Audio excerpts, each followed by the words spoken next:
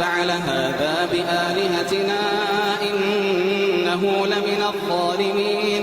قالوا سمعنا فتى يذكرهم يقال له إبراهيم. قالوا فأتوا به على أعين الناس لعلهم يشهدون.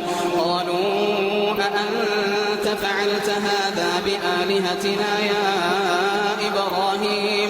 قال بل فعله كبيرهم هذا فاسألوهم إن كانوا ينطقون. فرجعوا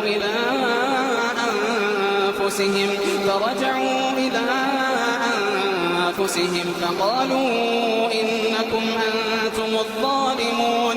ثم نكسوا على رؤوسهم لقد علمت ما